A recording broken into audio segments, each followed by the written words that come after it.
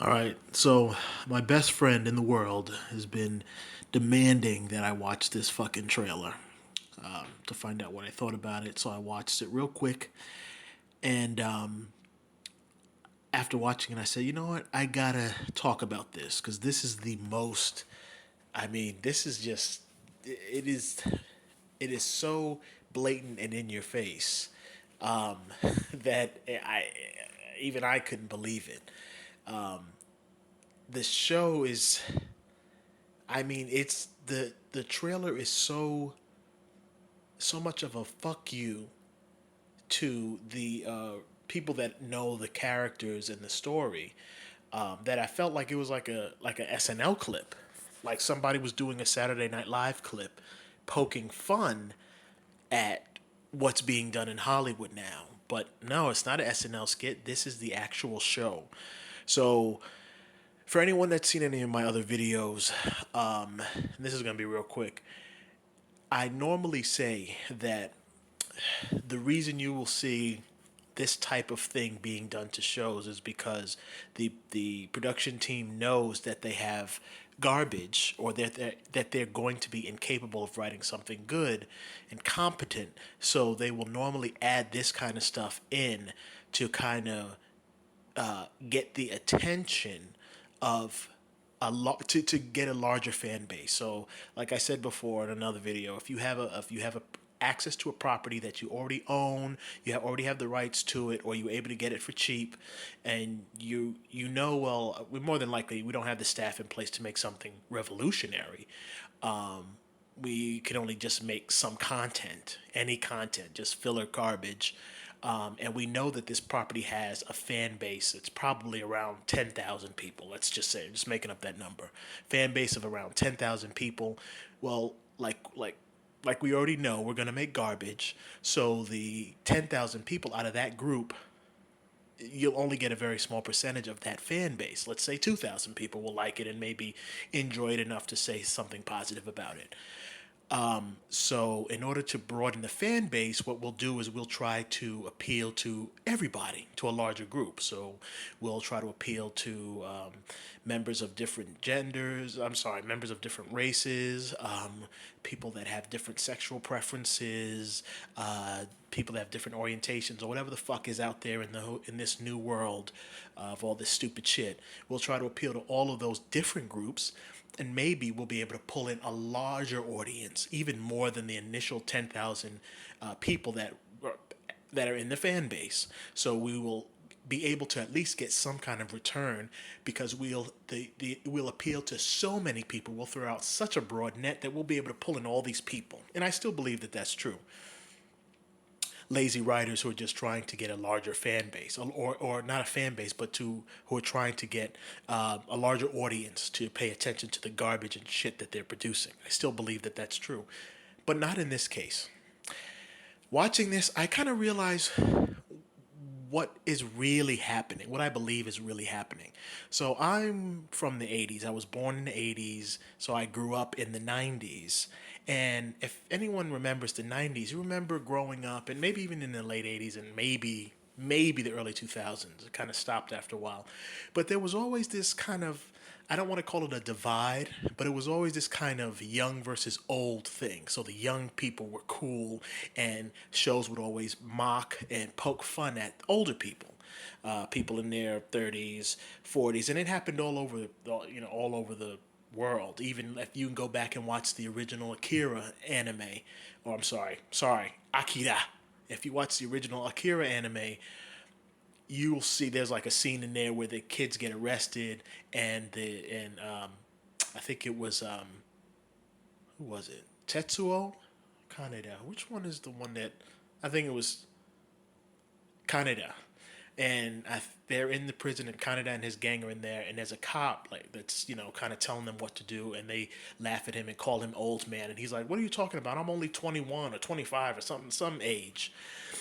Even in anime they would do stuff like that, but you would have this kind of like us versus them thing, like this divide, like, hey, the kids are cool and this belongs to you kids, and older folk are just the just the fools and the bumbling idiots, and they're not cool and hip and they're not in the know.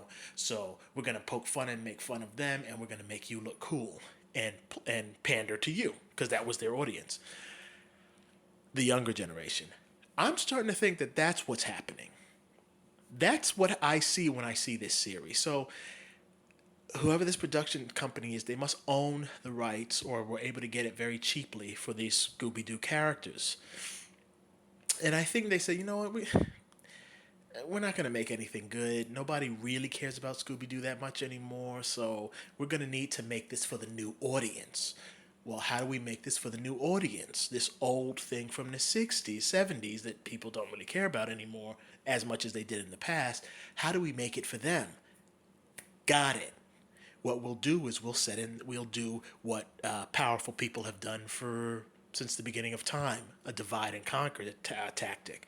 So we will poke fun at the older generation who had a actual attachment to this show. People in their 60s, their 50s who grew up with the show, people in their 40s who maybe watched the show on television a lot, people in their 30s and 20s and late 20s who probably watched the movies that came out in the 2000s, people that have actually been involved in this show for a long time. We're going to poke fun at them and we're going to rile them up, and we will do accomplish two things by doing that. The first thing is we will get that group of people talking. So they will drum up a lot more attention for our show. They're going to talk about it online. We're going to get all this attention poured onto the show. What is the saying? All publicity is good publicity. So we'll just get people saying all kinds of things, talking about the show, bringing it up, and making it, what do they call it? Trend. They'll make it trend. Once it's trending, the younger generation, the actual group that we're trying to appeal to, they're going to catch on and they're going to look at the older generation and say, wow, those old kooks, they're out of touch with the new way of life. They don't know what's what. It doesn't matter if you change genders and races and all that stuff. Who cares? We're the younger generation and it's ours now. And that will make that generation who previously didn't give a fuck about Scooby-Doo, they're going to make them decide to go and see it because they're going to want to be a part of this thing that is poking fun and making a joke of the older generation. It's that whole divide and conquer tactic. Your older fan base is not really going to pay too much attention to this because it's a cartoon and it's Scooby-Doo. And there's too much shit going on in the world to care about something like Scooby-Doo. And the older generation are older. They have their own problems. They're seniors, or they have children or medical bills or jobs. They're not really going to be focused on this shit too much. And we know that we're making garbage, so they're really not going to care about it. The younger generation ain't gonna care about it because it's Scooby-Doo. Fuck cares about Scooby-Doo anymore? It's not something that they're really gonna be paying that much attention to. So we gotta drum up some attention. So let's do a divide and conquer tactic. Let's poke fun at the older generation who was actually the initial fan base. Those people will get upset. They will prop us up by making our product trend. And then the younger generation, once they see this product trending, because that's really all that they pay attention to is stuff that's trending on the internets and the social medias and the YouTubes, they will see, oh, well, what's this thing trending? Oh, that Scooby-Doo thing is back. Oh, and the older generation doesn't like it because they're kooky and they're crazy and they're old and they're out of touch. Let's pay attention to this and let's talk about it too and watch it, and then we can review it and see what all the hype and hubbub is about. And that will boost the numbers and get them more views. So that is exactly what's happening. And I believe that is what has been, that is a strategy that some cocksucking fuck slut hole came up with in Hollywood probably a while back, where they say, oh, well, we're going to do our best to try to drum up attention. Now, when you see things like the Lord of the Rings or the new Lord of the Rings television show or the Ghostbusters woman reboot cast thing, all those things, they still continue to fail. And for some reason, they don't really seem to understand that. So I guess they don't care if it fails. They just hope to make enough money to make a small return. So it's not about making art anymore. It's not even about making a blockbuster that will bring in a lot of money. It's just about, I have access to this property. I'll hire some fucking dickhole who will write some shit really quick for me. I'll release it, and I won't have to spend too much money on marketing it anymore. because all I have to do is this divide and conquer tactic. And what'll happen is what I said twice earlier. I'm just going to say it one more time. What'll happen is I will get the initial fan base to market it for me, because they will talk about it so much that it will start to trend. Once it starts to trend, the younger generation who is just used to paying attention to things that trend will see it, and that will be our way of marketing it to the younger generation without us actually having to pay money anymore. We don't have to do that many commercials, ads. We don't have to do send our actors out on press tours where they're talking about it. We don't have to spend that money anymore. Billboards, stuff like that. We can cut down on that, and we can just kind of use this new sort of word of mouth thing where we get the older generation talking and talking and talking, making it trend, trend, trend, and then the younger people will see it, and that will be our billboard. Not only will that be our billboard, but just because the younger people may want to stick it to the older generation who's complaining about this new way of life, they're going to pay attention to it and pay and go and see it. And that is our way of at least making some quick return. If I do that enough in a decade, I can make a decent amount of money and I can retire and move on. I don't have to make huge amounts in each movie because that's too difficult, because then I'd have to spend time writing a good story, getting a good cast, getting a good production team, and doing all that stuff, spending money on that. So I'm not really interested in doing that. I'll just do this bullshit crap, and that's how I'll make money quickly and easily. And that's what's happening here. So that's why you see it. What you're seeing here is not people trying to be diverse or new age or whatever they call it now.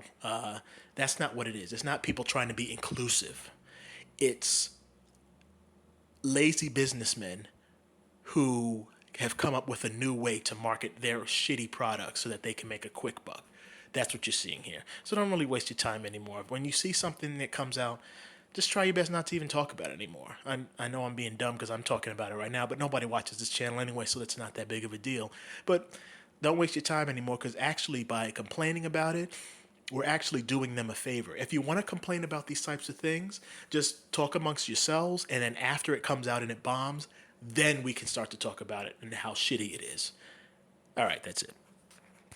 Oh yeah, and one last thing. It's funny because Mindy Kaling, she makes the joke about people not liking the fact that things change, and I understand why she doesn't. Why that's it's funny to her, because she went from looking like a monkey faced imbecile to an old Dominican woman because she had to pay money to get surgery done on her face because she didn't like the way that she used to look. So making changes to her, of course, that's a normal thing, because that's something that an ugly cow like her would have to do in order to make herself feel normal within Hollywood. Fuck that cunt.